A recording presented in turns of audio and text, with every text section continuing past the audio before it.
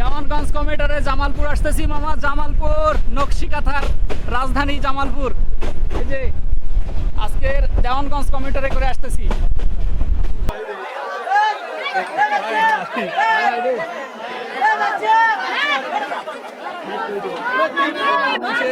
আমাদের ট্রেনে ছেড়ে দিছে।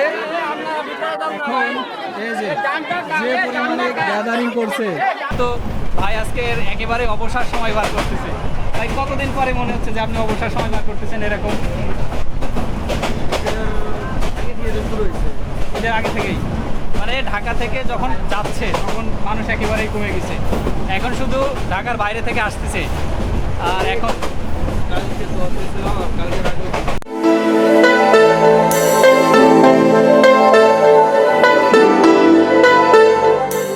So what's up guys, it's your boy MD Rashid and come back another vlog video. Right now Rajendrapur rail station, আর Rajendrapur rail station থেকে আজকে যাব জামালপুর, নকশিকাথার রাজধানী, দেওয়ানগঞ্জ কমিউটারে। এই যে এখন আছি রাজেন্দ্রপুর রেল স্টেশনে, আর এইখান থেকে এখন যাব দেওয়ানগঞ্জে, যেটা ঢাকা থেকে ছেড়ে আসে প্রায় 204 কিলো। এখান থেকে যাব জামালপুরে। তো আমরা যাই এখান থেকে। আমাদের ট্রেনটি 7টা সাড়ে 7টার ভিতরে আসার কথা, এখন বাজে প্রায় 7টা। তো দেখি কখন আসে। সো আমাদের দেওয়ানগঞ্জ কমিউটার 2711 ইঞ্জিন নিয়ে চলে আসবে।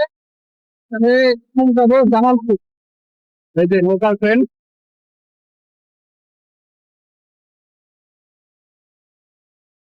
সো বেশ বড় লোকাল ট্রেন হলেও বেশ বড়। একটু বগিতে উঠি, তারপরে জামালপুর যাই।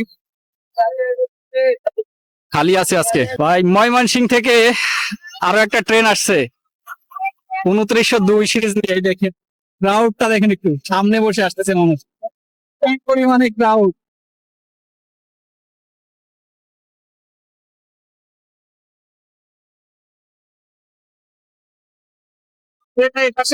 যাচ্ছে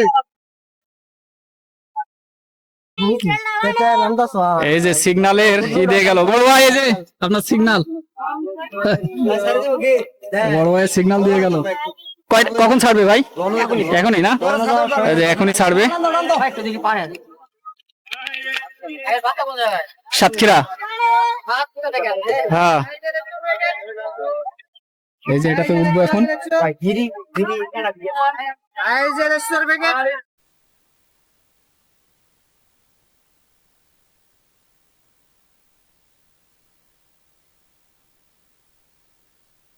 গাজীপুরের শ্রীপুর, এই যে সামনে শ্রীপুর স্টেশন। দেওয়ানগঞ্জের এই ট্রেনে আসছে, আর এখানে কি পরিমাণ ক্রাউড দেখেন, মানে ছাদেও লোক উঠে গেছে। এখান থেকে প্রায় ফুল হয়ে যাবে এখন। এই ট্রেনে যাচ্ছি।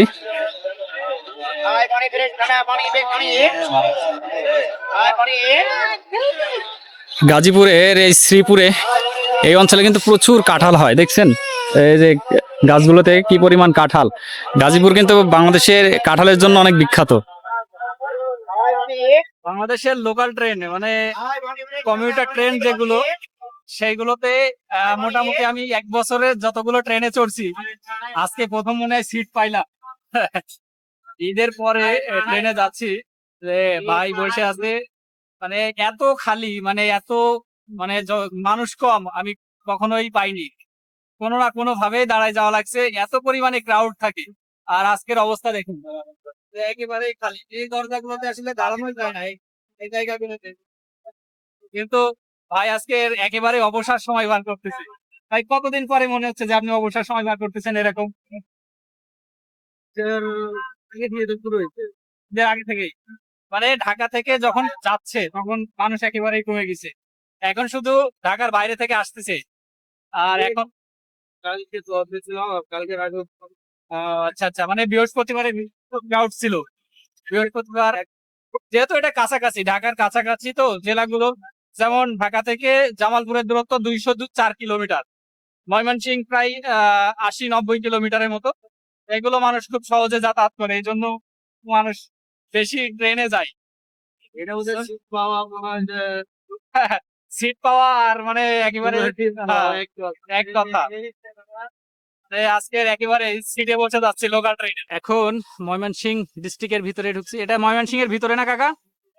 ময়মনসিংহের ভিতরে মশাখালী স্টেশন। এই যে সামনে এই যে মশাখালী, আর এরপরেই গফরগাঁও স্টেশন। কাকা কি যাবেন ট্রেনে? আচ্ছা, তাহলে উঠাই দিতে আসছেন। দেখুন এই স্টেশন গুলোতে কি পরিমাণে ক্রাউড থাকে অন্য সময়, কিন্তু আজকের ভিড় একেবারেই কম, আজকে অনেক কম।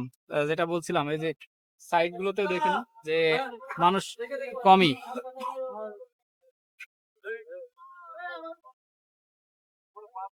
দেওয়ানগঞ্জ কমিউটারে জামালপুর আসতেছি মামা, জামালপুর নকশিকাথার রাজধানী জামালপুর। এই যে আজকের দেওয়ানগঞ্জ কমিউটারে করে আসতেছি।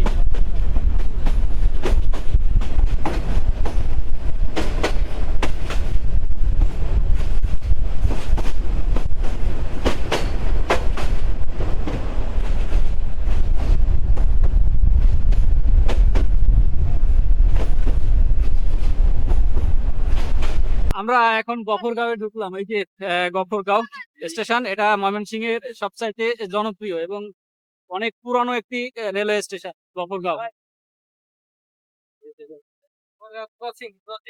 ও এখানে ক্রসিং আছে, ভাই বললো যে ক্রসিং হবে। কোন ট্রেনের সাথে?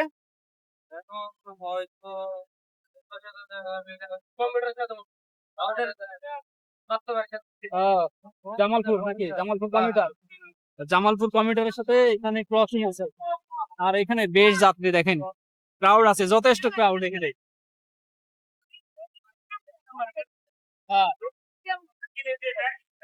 এখান থেকে অনেক যাত্রী উঠবে এখন, একেবারে ফাঁকা ছিল, এখন আবার ভরে যাবে এখান থেকে প্রায়।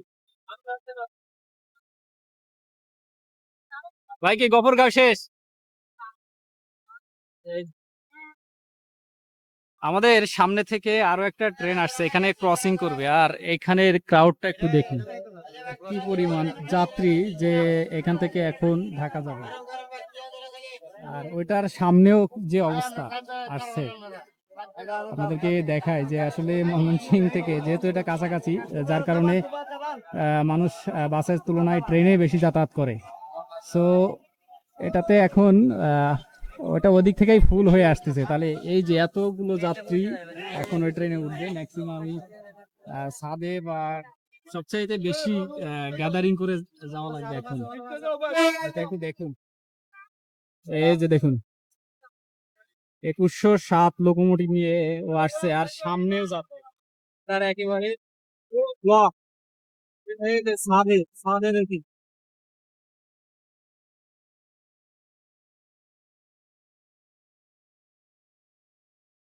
এটা একবারে ভরে গেছে।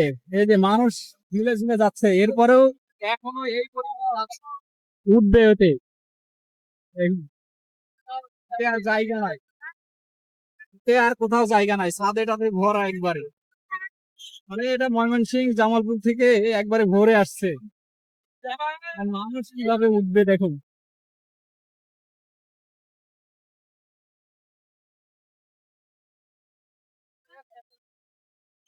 হায় রে হায়,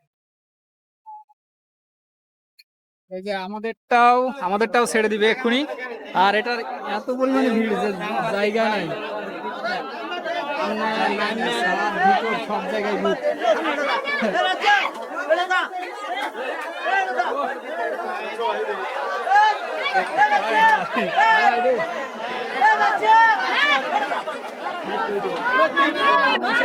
আমাদের ট্রেনে ছেড়ে দিছে এখন, এই যে পরিমাণে গ্যাদারিং করছে,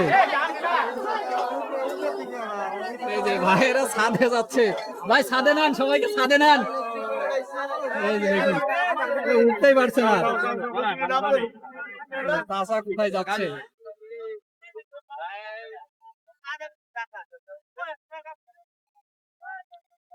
সো ময়মনসিংহ থেকে বা এই গফরগাঁও ময়মনসিংহ থেকে মানুষ এত পরিমাণে ট্রেনে চড়ে, সেটা বলে বোঝানো যাবে না। যে মানুষের ছাদে বা ভিতরে জায়গা নাই, তারপরেও এখনো চেষ্টা করছে সবাই উঠার জন্য।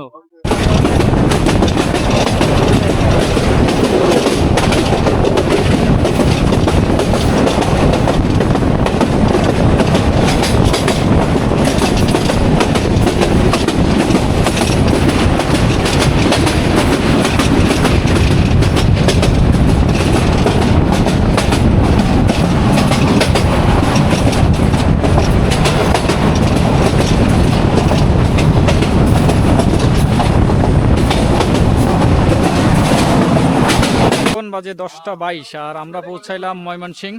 এই যে ময়মনসিংহ স্টেশনে। আবার এখান থেকে যাব জামালপুর এই একই ট্রেনে দেওয়ানগঞ্জে। তো মোটামুটি এখানে খালি হইলো আবার ভরলো। তো আমরা যাই ময়মনসিংহ থেকে।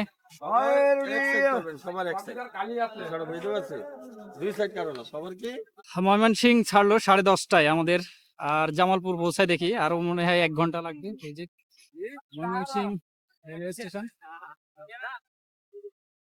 আর যাই জামালপুর যাইতে আরো প্রায় 1 ঘন্টা, অলমোস্ট 1 ঘন্টার বেশি লাগবে আরো। সো আমরা যদি নেত্রকোনা যখন গিয়েছিলাম তখন এটা কিন্তু ঘুরে ইঞ্জিনটা ঘুরাই নিয়েছিল, বাট এখন কিন্তু আমরা সোজা যাচ্ছি আবার। এই যে সোজা একেবারে ইঞ্জিন না ঘুরিয়েই আমরা সোজা চলে যাচ্ছি জামালপুর। আর যদি নেত্রকোনা যাইতে চান তাহলে আবার এটা ইঞ্জিন ঘুরাই উল্টা দিকে যাবে। আমরা অলমোস্ট জামালপুরের ভিতরে ঢুকে পড়ছি, কারণ ময়মনসিংহ থেকে পার হয়ে আসছি। আর নেমে পড়লাম জামালপুর টাউন জংশন, যেটা জামালপুরের। কি পরিমাণ ক্রাউড দেখেন এখানে। আর এখান আমাদের ডেস্টিনেশন ছিল এই পর্যন্তই। সো এখান থেকে আবার বাইরে যাব, বাইরে যেয়ে তারপরে অন্য ডেস্টিনেশনে যাব, সেগুলো আপনাদেরকে দেখাবো। এখন এই যে এই ট্রেনটা আবার দেওয়ানগঞ্জ চলে যাবে এখন। এটা সরাসরি জামালপুর থেকে দেওয়ানগঞ্জ।